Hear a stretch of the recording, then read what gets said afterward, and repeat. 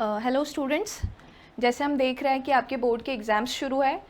काफ़ी सारे पेपर्स आपके हो गए हैं, कुछ पेपर्स होने बाकी है और वेरी सून आपका साइंस 2 का एग्ज़ाम होने वाला है। सो उस सब्जेक्ट के प्रिपरेशन पॉइंट ऑफ व्यू कुछ गाइडेंस हम लेंगे अभी। So let's begin. ओके, सो इस वीडियो में हम क्या क्या डिस्कस करने वाले हैं उसके बारे में देखते हैं। पहले तो हम वेटेज ऑफ चैप्टर्स देखेंगे, उसके बाद पेपर पैटर्न आप सब जानते हैं, लेकिन चैप्टर्स पॉइंट ऑफ व्यू किस क्वेश्चन में किस चैप्टर का ज़्यादा वेटेज हो सकता है, या फिर पेपर पैटर्न क्वेश्चन के पैटर्न्स क्या होंगे वो हम इसमें देखेंगे। उसके बाद चैप्टर वाइज हम कुछ इंपॉर्टेंट टॉपिक्स देखेंगे, basic rules of writing and strategy to score well, which I will be telling you all at the end of the video. So end तक वीडियो ध्यान से देखिए ताकि आप अच्छा स्कोर कर सकते हो। ओके, सो पहला जैसे मैंने कहा वेटेज हम देखेंगे। सो ये थोड़ा बाइफरकेट किया हुआ है बायो और ईवीएस के हिसाब से, और वेटेज यानी लीस्ट वेटेज, मॉडरेट और हाईएस्ट वेटेज के चैप्टर्स मैंने लिखे हुए हैं। लीस्ट वेटेज जो है चैप्टर नंबर 1, 9 और 10, ये जो सोशल हेल्थ और डिज़ास्टर का चैप्टर है उसमें कम क्वेश्चंस आते हैं। मॉडरेट वेटेज का जो चैप्टर है that is chapter 5, 6, 7। Highest weightage है 2, 3, 4 एंड 8। सो ये सारे लाइफ साइंसेस के चैप्टर्स हैं तो उसमें ज़्यादा वेटेज होगा। इन्हीं चैप्टर्स को बायो और ईवीएस के हिसाब से मैंने डिवाइड किया है। बायो के जो चैप्टर्स हैं वो आप देख सकते हो, ईवीएस के चैप्टर्स 4, 5, 9 और 10। अब 4, 5, 9 और 10 इसका मैंने ईवीएस के इसमें इसलिए कंसिडर किया है क्योंकि ये एनवायरमेंटल बेस्ड है। और ट्रस्ट मी चिल्ड्रन, अगर ये 4 चैप्टर्स आप बहुत अच्छे से करके जाओगे तो you have high chances of scoring good marks, क्योंकि ये इजी चैप्टर्स है। और बाइफरकेशन मैं आपको बताऊंगी बायो के कितने क्वेश्चंस होते हैं, ईवीएस के कितने क्वेश्चंस होते हैं। Okay, so as I said, paper pattern में एमसीक्यूज और जो क्वेश्चन 1B होता है इसमें के जो क्वेश्चंस है वो ओवरऑल बायो और ईवीएस दोनों मिल के आएंगे। इसमें कोई जनरलाइज्ड डिवीजन नहीं है कि कितने क्वेश्चंस बायो के आते हैं कितने क्वेश्चंस ईवीएस के आते हैं। लेकिन 5 एमसीक्यूज है 5 मार्क्स का, वी नो दैट। ट्रू और फॉल्स क्वेश्चंस आ सकते हैं, नेम द फॉलोइंग हो सकता है, को रिलेशन हो सकता है, को रिलेशन यानी कंप्लीट द एनालॉगी, ये भी क्वेश्चन होता है। फुल फॉर्म्स आ सकते हैं, फुल फॉर्म्स हमें चैप्टर 2 में से आ सकता है, चैप्टर 2 में जिसमें NADH2 FADH2 के फुल फॉर्म्स है। कुछ definitions, match the following etcetera, this kind of questions में come in question 1B। Coming to the next question, give reasons है। अब यहाँ से आगे बायो और ईवीएस ऐसा हम डिवीजन डेफिनेटली बता सकते हैं कि कितने क्वेश्चंस बायो के कितने क्वेश्चंस ईवीएस के आएंगे।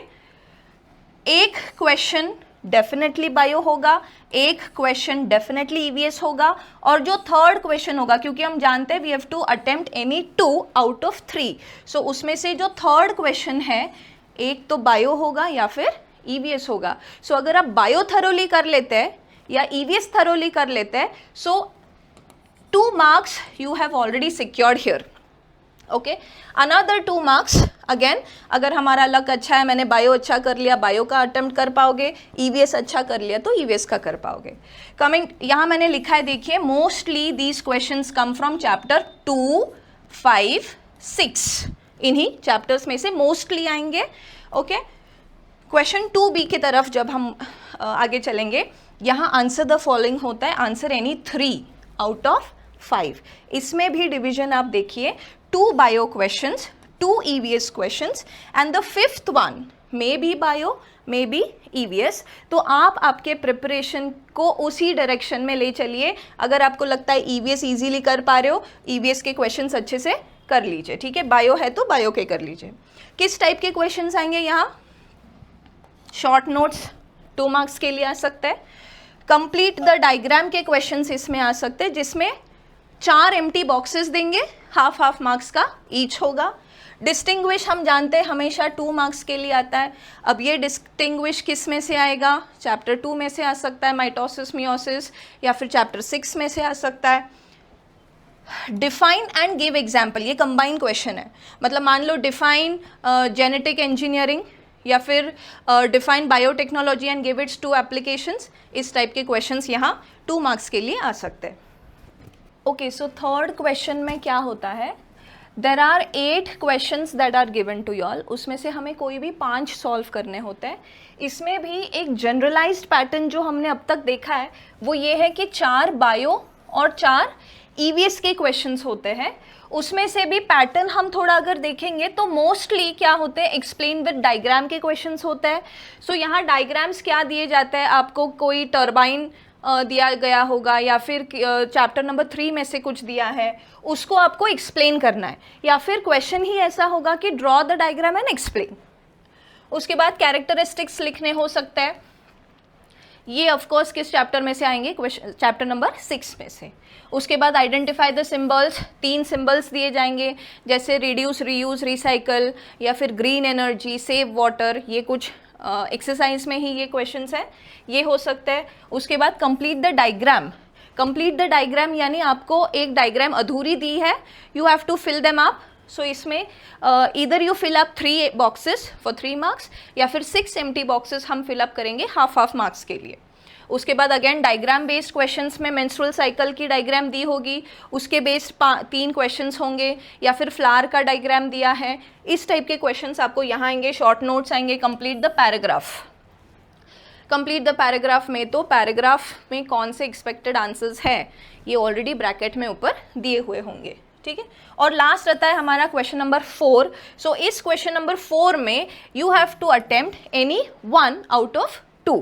अब यहाँ पे भी एक होगा बायो, एक होगा EVS. So very conveniently you can attempt EVS question which will be easy, लेकिन बायो अच्छे से किया होगा तो बायो अटेम्प्ट करिए। इसमें किस टाइप के क्वेश्चंस आएंगे, यहाँ पे भी एक पैराग्राफ दिया होगा, उस पैराग्राफ के बेसिस पे आपको 5 क्वेश्चन के आंसर्स देने हैं, या फिर आपको आंसर इन डिटेल, जैसे सीधा ऐसा क्वेश्चन आ सकता है माइटोसिस मियोसिस पे एक्सप्लेन कीजिए उसको। चैप्टर 9 बेस्ड ज़्यादातर क्वेश्चंस यहाँ आ सकते हैं, क्रॉसवर्ड्स भी यहाँ आते हैं। क्रॉसवर्ड से रिलेटेड एक बात आपको बतानी है, कभी कभी क्रॉसवर्ड्स में अगर आप देखेंगे, children do not write crossword answers in a line, okay, आपको इन क्वेश्चंस में क्रॉसवर्ड ड्रॉ करना होगा and you have to fill up those boxes, okay. कभी कभी अगर आपने ये नोटिस किया कि बॉक्सेस कम है, जैसे वो गुड फूड वाला कुछ आंसर है, तो उसमें last time I have observe कि एक बॉक्स उन्होंने कम दिया हुआ था, जो बच्चों ने ड्रॉ करके उसमें आंसर लिखा है, it is wrong, you will not score marks. You have to try and check कि उन बॉक्सेस में कौन सा पॉसिबल करेक्ट आंसर हो सकता है, ठीक है। मेल रिप्रोडक्टिव सिस्टम और फीमेल रिप्रोडक्टिव सिस्टम बेस्ड भी क्वेश्चंस इस टाइप के क्वेश्चंस में आ सकते हैं, okay. Moving to the next, okay, so ये थोड़ा हम अभी चैप्टर वाइज समझने की कोशिश करेंगे कि कौन से टॉपिक्स इन चैप्टर्स में ऐसे हैं जिनको हमें थोड़ा, जिन पे ध्यान देना होगा। सो अगर हम फर्स्ट चैप्टर की बात करेंगे तो right in the beginning we have transcription, translation and translocation, जिसको हम सेंट्रल डॉगमा कहते हैं। तो इस पे 3 मार्क्स का क्वेश्चन पॉसिबली पूछा जा सकता है। उसके बाद म्यूटेशन है, म्यूटेशन 1 या 2 मार्क्स से ज़्यादा वेटेज नहीं लेगा। एवोल्यूशन है, थियोरी ऑफ एवोल्यूशन, इसमें आपको शॉर्ट नोट आ सकता है या फिर 2 मार्क्स के कोई भी क्वेश्चंस इस पे आ सकते हैं। Theory, Darwin's theory of natural selection जो क्वेश्चन है, ये जो क्वेश्चन है इसमें आपको शॉर्ट नोट भी आ सकता है, एक्सप्लेन आ सकता है, या फिर you have a straight forward question of writing 3 objectives of Darwin's theory. इसमें 3 ही पॉइंट्स है, अगर आपने ध्यान से देखा होगा, उन 3 पॉइंट्स को 3 मार्क्स स्ट्रेट अवे इजीली मिल जाते हैं। लेमार्किज्म भी इसी में है। उसके बाद ह्यूमन एवोल्यूशन पे अगर कोई क्वेश्चन आता है तो उसका कुछ 2 मार्क्स का वेटेज हो सकता है। Coming to the next, distinguish between, इस चैप्टर में से आएगा पहले एरोबिक अनएरोबिक या फिर mitosis meiosis. Distinguish between, you have to make 2 separate columns. ऊपर का टाइटल ध्यान से देखिए, ऊपर माइटोसिस लिखा है, नीचे मियोसिस के पॉइंट्स लिखे हैं। These type of silly mistakes बच्चे प्रेशर में, टेंशन में कभी कभी उनसे हो जाता है, so you should avoid these kind of things. Children 4 points are expected fourth point, कभी भी एग्जाम्पल मत कंसिडर करना. Four points are expected in these questions for distinguish between. Okay, कभी कभी अगर 4 नहीं होते हैं, 3 तक ही हो रहे, कोई बात नहीं, 3 पॉइंट्स आर फाइन. उसके बाद एरोबिक अनएरोबिक रेस्पिरेशन पे भी आपको क्वेश्चंस आ सकता है. इसमें ग्लाइकोलिसिस, क्रेब्स साइकिल और इलेक्ट्रॉन ट्रांसफर चेन रिएक्शन, इन 3 पॉइंट्स को आपको ध्यान से समझना है. आपने ये भी आपके स्कूल एग्जाम्स में या अब तक के एग्जाम्स में देखा होगा, ग्लाइकोलिसिस और क्रेब्स साइकिल में डिस्टिंग्विश बिटवीन भी पूछते हैं. अनएरोबिक रेस्पिरेशन का नेक्स्ट इंपॉर्टेंट पॉइंट ये है, गिव रीज़न पूछा जाता है कि जब हम बहुत एक्सरसाइज करते हैं we feel tired, give reason. So ये एक बहुत बार आ चुका क्वेश्चन है, इसको ध्यान से करिए. ओके, नेक्स्ट हम थर्ड चैप्टर का वेटेज देखेंगे या फिर उसके important topics. Again as I said, distinguish between इसमें आ ही जाता है. सेक्सुअल एंड असेक्सुअल रिप्रोडक्शन के बीच में डिस्टिंग्विश लिखना है. There are many points that you can write here, but 4 important. Again जब हम सेक्सुअल रिप्रोडक्शन की बात करता है तो उसमें फ्लावर को ड्रॉ करके एक्सप्लेन कीजिए, या फिर एंड्रोशियम गाइनोशियम के बेसिस पे कुछ क्वेश्चंस होते हैं. मेंस्ट्रुअल साइकिल और मेल फीमेल रिप्रोडक्टिव सिस्टम, जैसे मैंने बोला, ये इंपॉर्टेंट है इस चैप्टर में से. इस पे 1 मार्कर्स भी आ सकता है या फिर straight away diagram based questions आ सकते हैं. आगे इस चैप्टर में जब हम देखेंगे मॉडर्न टेक्निक्स जो यूज़ होती है, उसमें ट्विंस के बारे में. पहले तो मॉडर्न टेक्निक्स में आपको तीनों टेक्निक्स याद रखनी है.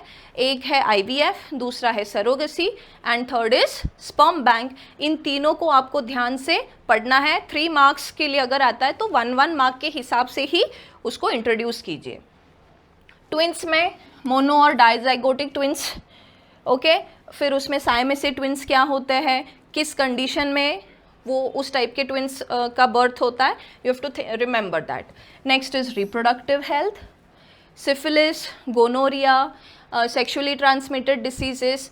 इनके बारे में 1 मार्क के हिसाब से ही सिर्फ आपको याद रखना है. चैप्टर 4 में क्या क्या इंपॉर्टेंट है वो देखते हैं.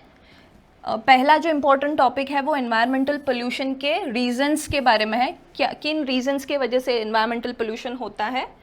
रेडियो एक्टिव पोल्यूशन के बारे में गिव रीजंस कुछ बार आ चुके हैं कि because of what, for what reasons radioactive pollution takes place and what are its effects on human health. This has almost asked for a couple of times. So आगे है laws. कुछ laws enacted है कि हम environmental pollution को कैसे control कर सकते हैं, तो उस हिसाब से name of the law and year in which it was published that you have to take care of. Next is 3 levels of biodiversity. ये जो 3 levels of biodiversity है वो हमारे टेक्स्ट बुक में प्रिंटेड है. Genetic diversity, species biodiversity and ecosystem biodiversity. So ये 3 आपको याद रखना है. ये भी एक स्ट्रेट अवे 3 मार्क का क्वेश्चन है. ये जो मेजर्स टू कंजर्व बायोडाइवर्सिटी है, इसका एक तो आपको एक्सप्लेन के हिसाब से, यानी you have to write it in the form of points और maybe you will get it in the form of a diagram. Hotspots, endangered heritage places भी 3 मार्क्स के लिए पूछते हैं. हेरिटेज प्लेसेस जो है वो हमारे टेक्स्ट बुक में आप अगर देखोगे लेफ्ट हैंड साइड के पेज पे नीचे एक बॉक्स है, मानस सेंचुरी है, वेस्टर्न घाट्स है, सुंदरबन है. तो किस हेरिटेज प्लेस में कौन से एनिमल को प्रोटेक्शन दिया जा रहा है या it is reserved for which animal, this you have to remember. Threatened species के बारे में भी याद रखो. इसमें 1 मार्कर क्वेश्चन पूछते हैं, जैसे कि रेयर स्पीशीज़ कौन से हैं, वल्नरेबल स्पीशीज़ कौन से हैं. इसमें आपको odd one out find out करने के लिए पूछ सकते हैं या फिर ट्रू और false kind of match the following आ सकता है. उसके बाद ये डेट हमें याद रखनी है. ये जो डेट है ये अगेन 1 मार्कर क्वेश्चन है, MCQs में आ सकता है या फिर आपको ट्रू और फॉल्स काइंड ऑफ क्वेश्चन आ सकता है कि 22nd of May is celebrated as what? It is recognized as what? So it is World Biodiversity Day. Again, IUCN का फुल फॉर्म ना पूछे तो अच्छा है, लेकिन अगर पूछ लिया तो it is there in your textbook. Please by heart it. What are green pages, pink pages? See children, IUCN has published a red list of those species of animals which are endangered. उसमें से pink pages पे वो animals है जो endangered है, और green pages पे वो एनिमल्स होते हैं जो now they have recovered and we have a considerable number of animals. Okay, so इसको भी याद रखिए.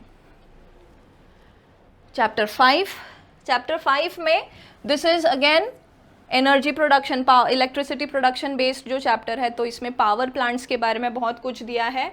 सो if you know the theme is in general that there will be one source of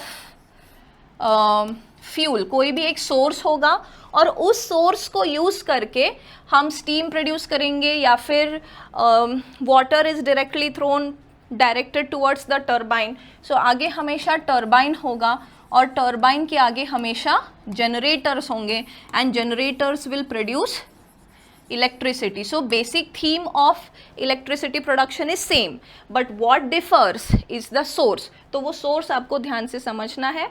उसके बाद क्वेश्चंस किस तरीके के आएंगे इस चैप्टर में, आपको एक तो स्कीमेटिक ड्रॉ करने बोलेंगे या वो लोग आपको ड्रॉ करके देंगे, और डायग्राम बेस्ड क्वेश्चंस उस पे से आ सकते हैं.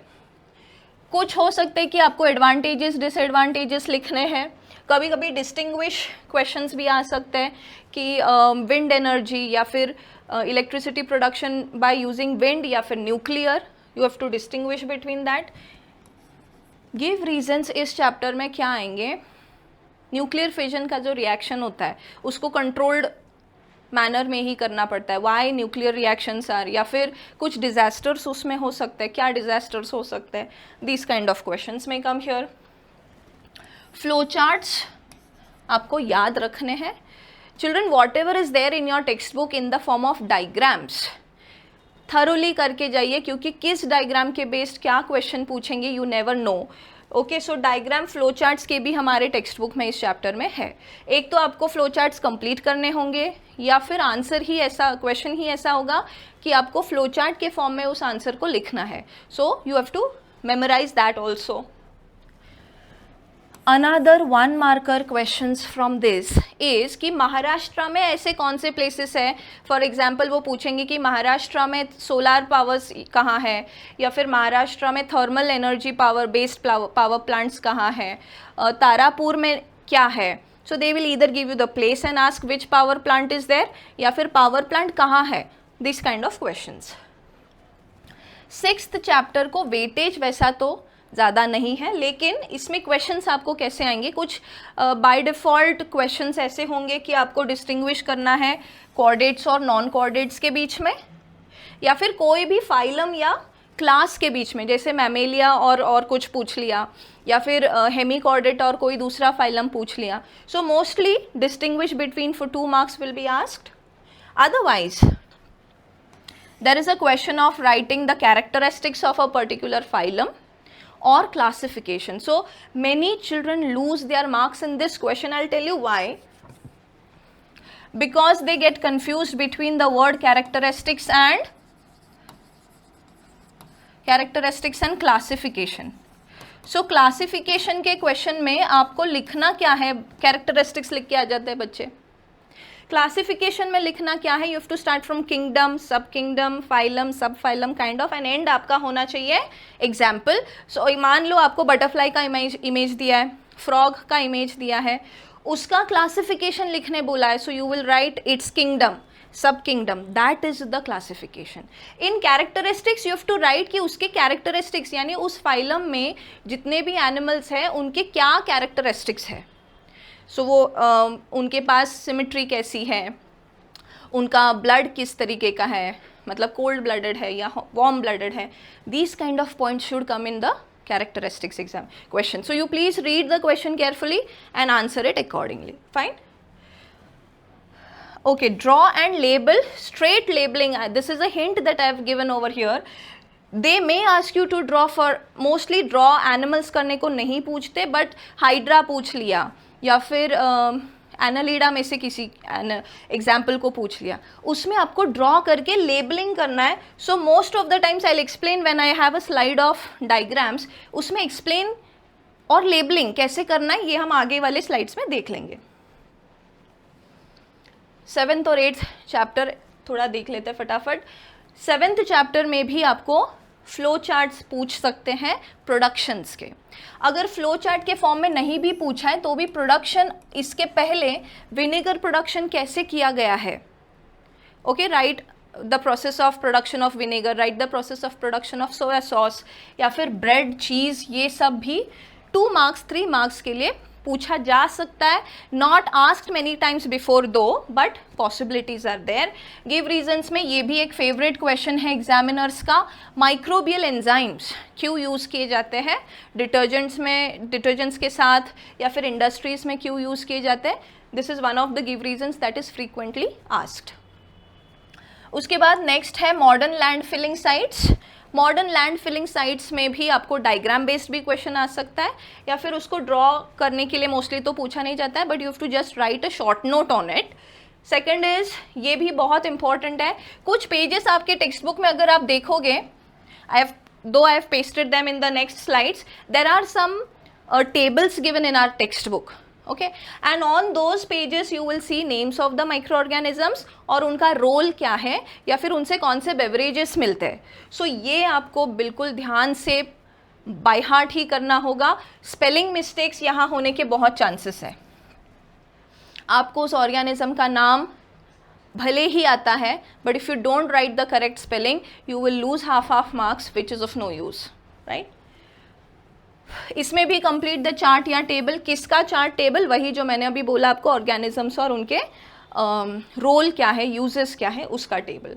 Bio insecticides, biofuel, biopesticides, microbial inoculants, ये सारे टॉपिक्स जस्ट गो थ्रू कीजिए। उसमें बहुत बड़े बड़े क्वेश्चंस तो नहीं आएंगे, शॉर्ट नोट 2 मार्क्स से ज़्यादा इस पर नहीं आ सकता है। बायोफ्यूल के लिए डायग्राम बेस्ड क्वेश्चन होगा। There is a diagram of biofuel, I will discuss it again ahead. उसके बेस पे आपको कुछ 3 मार्कर्स आ सकते हैं। 8th चैप्टर में अगर हम देखेंगे, ये पूरा stem cells biotechnology based chapter है, तो इसके सोर्सेस क्या है, स्टेम सेल्स के सोर्सेस क्या है, उसमें से अडल्ट स्टेम सेल्स है, एम्ब्रियोनिक स्टेम सेल्स है, बायोटेक्नोलॉजी कहाँ कहाँ यूज़ होती है, दीज क्वेश्चंस में भी आज commercial use of biotechnology we have seen. Agriculture में जैसे बीटी कॉटन है, बीटी ब्रिंजल है, हाइब्रिड सीड्स है, ओके। ह्यूमन हेल्थ में वैक्सीन प्रोडक्शन में हमने देखा है। Otherwise also cloning and all, DNA printing, finger printing, these questions may come not more than 2 marks, all right. Revolutions जो हमने देखा, ग्रीन रेवोल्यूशन, वाइट रेवोल्यूशंस, ये सारे क्वेश्चंस वहाँ पे होंगे। इसमें भी 2 मार्क्स से ज़्यादा कोई वेटेज नहीं है। इनफैक्ट दीज क्वेश्चंस में be asked for 1 mark in your question 1A and 1B। Again same I am saying, diagram based questions, complete the chart and short notes based on the topics that I've already taught over here, right. Again 9th chapter देखिए, ज़्यादा weightage नहीं है, लेकिन इसमें कुछ small कुछ ऐसे topics है जिसमें आप 1 और 2 मार्क्स को लूज करना, you should not afford it. So इसमें क्या होगा, factors affecting social health, you remember there is one image on the first page of that chapter, वहाँ उन्होंने एक नीचे एक बड़ा सा इमेज दिया है, उसमें से कोई भी 4 या 6 आपको बाय हार्ट करने की, कौन कौन से फैक्टर्स सोशल हेल्थ को अफेक्ट कर सकते हैं। फॉर एग्जाम्पल प्लेग्राउंड्स है, जॉब्स है, एजुकेशन है।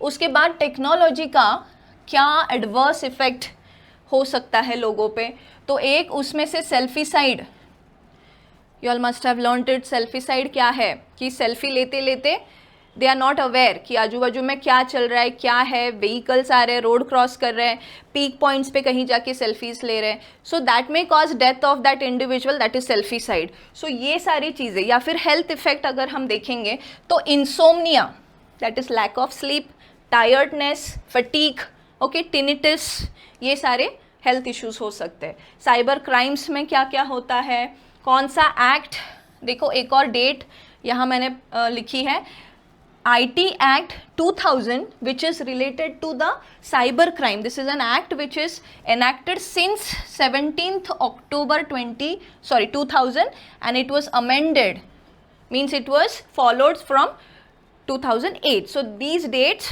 should not be asked, but if asked, be prepared. All right. Again, Salam Mumbai Foundation, what does it do? Unified movement against tobacco कहाँ होता है, स्कूल्स में अप्लीकेबल है, उसके रोल क्या क्या है, ये याद रखिए। इस चैप्टर में से ये सबसे ऑब्वियस क्वेश्चन है, that is personal response question. अब ये किस तरीके के पर्सनल रिस्पॉन्स क्वेश्चंस हैं? They will ask you, your neighbor is depressed, your sister, brother studying in class 12th is depressed, what will you do? Okay, your neighbor is addicted to tobacco, what will you do? Kind of questions जिसमें आपका personal response पूछा जाएगा, those questions. Diagram based questions में आगे images में वापस explain करूँगी कि the mother is pulling the child out, go and play. So these kind of questions that we have already done in exams, school test. हम वापस ये थोड़ा सा गो थ्रू करेंगे एग्जाम से पहले, so that you are prepared to write the answers. Again here also there is one crossword in the exercise, so check that. Next is the 10th chapter. इसमें सारा डिजास्टर, किस तरीके के disasters होते हैं और उनमें आप क्या प्रिकॉशंस लेंगे. There is one question over here that what precautions would you take in case of sea remedies, कि अगर अर्थक्वेक होता है तो क्या करेंगे, अगर कोई एक्सप्लोजन होता है तो आप क्या करोगे, अगर ट्रेन एक्सीडेंट्स होते हैं तो as a aware citizen what will you do. Kind of questions are asked. There is a whole chart in reference books, if you must have seen, कि उसमें रेमेडीज लिखे हुए हैं कि आप क्या क्या कर सकते हो. उसके बाद ये जो फेजेस है, 6 phases written in our textbook children, उसका division emergency phase, transitional phase, post disaster, pre disaster, that kind of differentiation, कि अगर कोई डिजास्टर होता है तो उसका प्री डिजास्ट्रल मेजर्स क्या होंगे, पोस्ट डिजास्ट्रल मेजर्स क्या होंगे. These all things to be discussed. Objectives of disaster management का एक सेपरेट बॉक्स दिया हुआ है कि क्यों डिजास्टर मैनेजमेंट करना चाहिए, और इसी के साथ एक क्वेश्चन होता है कि डिस्ट्रिक्ट डिजास्टर मैनेजमेंट यूनिट जो होता है, जैसे collector is the responsible person, so उनका रोल क्या है. ओके फिर फर्स्ट एड, कोई भी डिजास्टर अगर हो तो फर्स्ट एड दिया जाता है. तो फर्स्ट एड में there is an image where people the victim is carried on the back, the victim is carried in a piggy bank way. So what kind of first aid should be given? mock drills के भी objectives पे question आ सकता है. For 2 marks maximum right 4 to 5 points, कि mock drill क्यों करना चाहिए, प्रिपेयर्डनेस चेक करने के लिए, एरर्स डिटेक्ट करने के लिए, right. Again one more here, identify the symbols, कि वहाँ भी उन्होंने एक्सप्लोजिव्स के सिंबल्स दिए हुए हैं, इन्फ्लेमेबल का सिंबल दिया है, बहुत सारे सिंबल्स आपको एक्सरसाइज में दिखाई देंगे. Be prepared. तो उसमें सिर्फ आइडेंटिफाई जब कहा है 3 marks के लिए, आपको सिर्फ उसको लेबल करना है that this picture depicts this. Okay that's it. Okay now moving on to the next part that I'm going to discuss. This is very important children. Bio के पेपर में अगर आप देखोगे minimum 4 to maximum 5 diagram based questions are there. So already in your question paper you will find minimum 4 to maximum 5 diagrams to which you have to answer. Okay. So if this is very clearly visible to you all, एक है ये turbine का image है, तो ये 1 mark से ज़्यादा तो नहीं आएगा, इसका वेटेज सिर्फ 1 mark का है आइडेंटिफाई करने के लिए, राइट. उसके बाद ये है फैक्टर्स अफेक्टिंग सोशल हेल्थ. कौन से फैक्टर्स सोशल हेल्थ अफेक्ट करते हैं, जैसे मैंने थोड़ी देर पहले कहा है, by heart any 4 to 6 of them, because you have to fill up empty 4 or 6 boxes for 2 or 3 marks, right. Coming to this image here, in this image you see a boy is using cell phone while eating, and here you can see selfie-cide, example of selfie-cide. Somebody is walking on the phone with the walking on the street with the phone, so you have to explain these diagrams. ये questions कैसे आएंगे, आपको identify करना है कि इसमें social health कैसे गलत दिखाई दे रही है, या फिर what is wrong with this image, you have to explain that. Same goes with this one also. In this diagram also you will see that this lady is not treating this old man well. तो इसमें यहाँ question दिया है, देखो, whether this incident shows the following shown in the following picture is rational. rational का मतलब है logically आपको लगता है ये सही है, इस तरीके का behavior. you have to express your opinion. this question comes for 2 or 3 marks. easily you can score this 2 or 3 marks, right. ये एक इमेज आपके टेक्स्ट बुक में जो है, इसमें अगर आप ध्यान से देखोगे तो this image, if you see this well, this question comes for children 1 marks or 2 marks, not more than that. How is it asked, वो लोग पूछेंगे कि इंसुलिन किसको किस डिसीज के अगेंस्ट ट्रीटमेंट देता है इन क्वेश्चन 1B, और it can come for match the following. और मैच द फॉलोइंग को आप अगर थोड़ा ध्यान से देखेंगे, they give you only 1 in column A and they give you 2 और 3 ऑप्शंस इन कॉलम B। कुछ बच्चे क्या करते, इनके सामने A में कुछ एडिशनल लिख लेते हैं, विच इज रॉन्ग। आपको 3 में से इस एक का आंसर ढूंढ के सिर्फ उतना ही लिखना है, right only that much, clear? yes, again this is one more picture, this is from the same chapter। ये वो 3 टेबल्स हैं जो मैंने थोड़ी देर पहले आपको बताए थे कि ऑर्गेनिज्म का नाम और उसका यूज़ आपको याद रखना है कि वो कौन सा ऑर्गेनिज्म है और उसका यूज़ क्या है।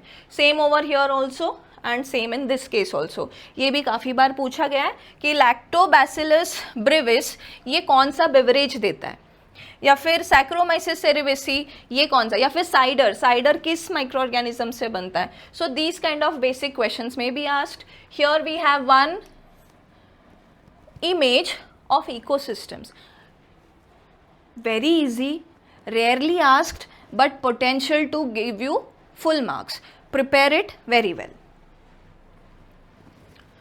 this is also again, ये जो मैंने डायग्राम यहाँ दी है एनर्जी करेंसी की ये डायग्राम है, इसके बेस भी बहुत छोटे छोटे 1 और 2 मार्क के क्वेश्चंस आ सकते हैं। यहाँ क्या पूछेंगे, डायग्राम बेस्ड ही कुछ आएगा एनर्जी करेंसी से रिलेटेड, या फिर फॉस्फेट बॉन्ड ब्रेक होने के बाद क्या होता है वगैरह kind of. This is also very important diagram here also, ये आपके एक्सरसाइज में ऑलरेडी है। Okay, it is a inverted and wrong diagram, it is a straight away 5 marker children, it is a 5 marker question. बहुत सारे बच्चे सिर्फ wrong image को correct करके छोड़ आते हैं। यहाँ करना क्या है, रॉन्ग इमेज को करेक्ट करने के लिए 5 में से सिर्फ 2 मार्क्स आएंगे, remaining 3 marks are for explaining the process of aerobic respiration. Understood? So don't forget it, don't miss that, so that you fetch your 5 marks. This is a very important diagram that I want to actually explain। यहाँ बच्चे draw तो कर लेते हैं, लेकिन जैसे labelling तुम लोग सी, इमेज में भी tilted, but your labels should not go tilted। The arrow is tilted here, it is tilted here, but don't write the labels slant। सीधे labels करना बहुत ज़रूरी है। टेढ़ा मेढ़ा लेबलिंग करने से picture, image, figure does not look good। Clear? This is very important। Again ये भी डबल फर्टिलाइजेशन का क्वेश्चन है, डायग्राम बेस्ड भी आ सकता है या ड्रॉ करके एक्सप्लेन करने के लिए आ सकता है। This is a 3 marker, minimum 3 marker question, double fertilisation explain करने के लिए ये ड्रॉ करना पड़ेगा और एक्सप्लेन भी करना होगा। ये जो डायग्राम मैंने ऊपर यहाँ दी हुई है, दिस डायग्राम, इसमें से कोई भी वेस्टिजियल ऑर्गन आपको 1 मार्क के क्वेश्चन में ऊपर आएगा, क्वेश्चन 1B में। सिर्फ आइडेंटिफाई, उसमें आपको सिर्फ आइडेंटिफाई करके लिखना है। This you have to show wisdom teeth, you have to show tail bone, या फिर ear muscles, ear pinna, only that much. That's why I have put it here. This I have explain कि आपको ये 2 marks 3 marks के लिए आएगा। और ये बायोफ्यूल का मैंने जैसे बोला, ये ड्रॉ करने नहीं आता है, लेकिन इस डायग्राम के बेस्ड आपको 3 मार्क्स के 1, 1, 1 ऐसे क्वेश्चंस आएंगे। ठीक है, ओके। सो थोड़ा अब हम ये देखेंगे कि पेपर अच्छा कैसे लिखना है। Will guide you about how to write a good paper.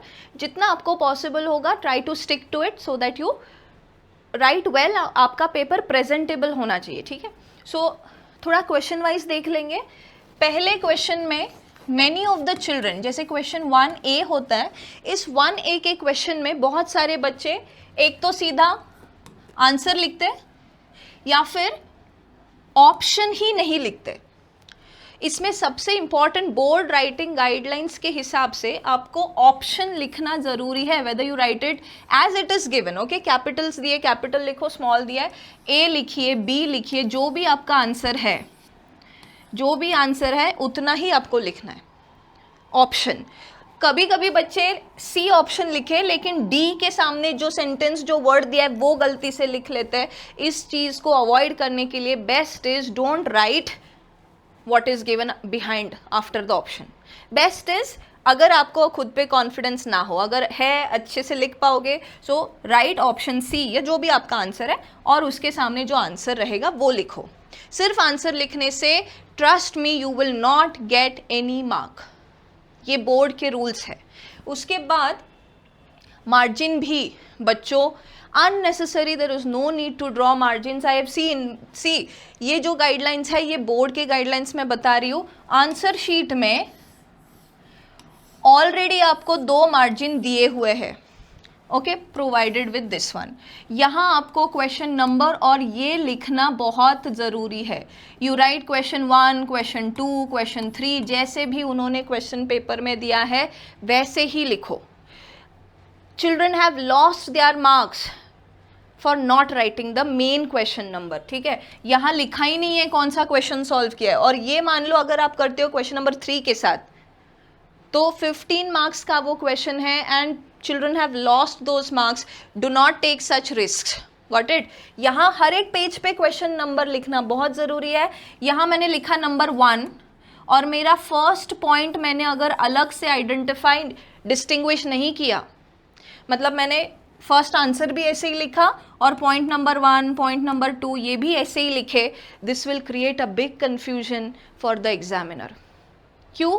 क्योंकि मैंने आंसर नंबर भी यही लिखा है, पॉइंट्स भी यही लिखे, ना उनको कुछ डिफरेंस रखा है उनमें, ना एक बाहर एक अंदर। सो ये पेपर राइटिंग पैटर्न या प्रेजेंटेशन बहुत इंपॉर्टेंट है, okay. Exam paper, question paper में आप देखोगे तो वो लोग आपको ऐसे देते हैं, क्वेश्चन नंबर 1 फर्स्ट 1 और क्वेश्चन होता है, सेकंड 1 और क्वेश्चन होता है। तो आप नंबरिंग के यही स्टाइल्स फॉलो कीजिए, ठीक है। आपको पॉइंट्स बनाने हैं, आप पॉइंट्स फर्स्ट 1 का ये है मेरा पहला पॉइंट, ये है मेरा दूसरा point, you can right it in this way, clear. जितना आप कंफ्यूजन कम क्रिएट करोगे उतने मार्क्स आपको इजीली मिलेंगे, क्योंकि examiner will not get irritated, got it. ये है क्वेश्चन 1A के बारे में। क्वेश्चन 1B में minimum words for the answers, जैसे कि अगर ट्रू और फॉल्स पूछा है, ट्रू फॉल्स लिखिए। अगर उन्होंने बोला है करेक्ट द फॉल्स स्टेटमेंट, तभी आप करेक्ट यानी ट्रू वाला लिखना। नेम द फॉलोइंग में भी प्रिसाइज लिखिए। डिफाइन अगर होगा तो वो भी प्रिसाइज, यानी बहुत बड़ा बड़ा लंबा लंबा लिखने की कोई ज़रूरत नहीं है। Make it very short and easy and presentable. Unnecessary don't leave lines, जितनी ज़रूरत है उतनी ही लाइन्स छोड़िए, वरना यहाँ लिखा है फर्स्ट 1, फिर 2 लाइन छोड़े, फिर आंसर लिखा, फिर 2 लाइन छोड़े, ये अच्छा प्रेजेंटेशन नहीं है, ठीक है। आगे चलते हैं हम क्वेश्चन नंबर 2A। हमारा क्वेश्चन नंबर 2A है गिव रीज़न। क्वेश्चन 2 भी solve the following. In questions में पॉइंट वाइज आंसर्स एक्सपेक्टेड है। पैराग्राफ्स में आंसर्स मत लिखिए, सेम पॉइंट्स बना के 4, 5, 6, 7, 8 पॉइंट्स बनाइए मत, okay. Make small, precise, short, correct points, got it. Point wise answers expected here, no repetition of points over here. Coming to question number 3। Question number 3 में भी क्या होगा? क्वेश्चन 3 में आपको 3 सब क्वेश्चंस आ सकते हैं, है ना। मान लो ऐसा फर्स्ट 1 है, उसमें A उन्होंने कुछ पूछा है, B उन्होंने कुछ पूछा है और C कुछ पूछा है। बस ऐसे ही लेबलिंग करके शॉर्ट में, क्योंकि ये 1 मार्कर्स है तो उस हिसाब से 1 मार्क के हिसाब से ही आपको इनके आंसर्स लिखने हैं। डू नॉट राइट लॉन्ग, ठीक है। डायग्राम बेस्ड अगर यहाँ क्वेश्चंस है, जैसा डायग्राम क्वेश्चन पेपर में दिया है वैसा ही ड्रॉ करो। I have seen 1 paper some time, यहाँ उन्होंने कुछ पूछा है और ऐसे 4 बॉक्सेस दिए हैं आगे। बच्चों ने इस डायग्राम को मॉडिफाई करके बनाया है 1, 2, 3 and 4। Why like this?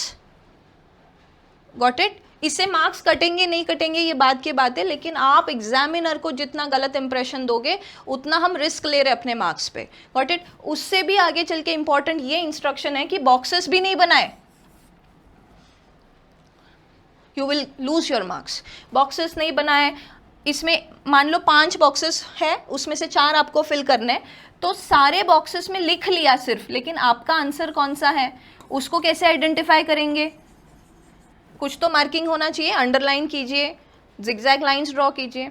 Use a pencil for drawing diagrams, use a pencil for underlining the keywords, for underlining these boxes, okay, it is very very important. और एक और इम्पॉर्टेंट इंस्ट्रक्शन ये है, do not change your pens during the paper. जब आप pen change करते हो, अगर आपको पता है नहीं पता है, आपको सुपरवाइजर जो है, इन्विजिलेटर जो है, उनको बुला के उनकी साइन लेनी पड़ती है। अगर विदाउट साइन आप वैसे ही पेपर सबमिट करते हो, it is considered as a false practice in the exam. Okay, और इसीलिए ना मैं मार्जिन के बारे में भी बात कर रही हूँ कि आप अगर ऐसे बड़े बड़े मार्जिन्स बनाओगे, दूसरी तरफ मार्जिन की ज़रूरत नहीं है, लेकिन एक minimal small margin is acceptable. But if you unnecessary make big margins, इससे कोई लेंथ बढ़ने वाली है नहीं एग्जाम। सी आंसर तो बड़ा दिखेगा, लेकिन आपको आगे दिक्कत ये होगी कि आपको ज़्यादा सप्लीमेंट्स लगाने पड़ेंगे। ज़्यादा supplement does not justify we are very clever, it is only going to consume your time, क्योंकि ये कोई क्लास टेस्ट, स्कूल टेस्ट नहीं है। आपको हर एक सप्लीमेंट पे सारे डिटेल्स वापस लिखने पड़ेंगे, वापस वो सब स्टिक करना पड़ेगा, इसमें आपका टाइम जाएगा। सो ये कोई, it is not a plus point कि मैंने बड़ी मार्जिन बनाई है तो ज़्यादा कंटेंट दिखेगा, वो सिर्फ दिखेगा, लेकिन आपका काम आगे बढ़ेगा। उसको पिन अप करना, स्टेपल करना, या फिर जो टाई करते हो आप लोग, और जो भी डिटेल्स फिलअप करने पड़ते, it will waste your time. Got it? Okay, fourth question, उसमें भी ज़्यादा, जैसे देखना आप 5 मार्क्स के लिए अगर 1 मार्क के क्वेश्चंस हैं तो उसको उसी हिसाब से सॉल्व कीजिए।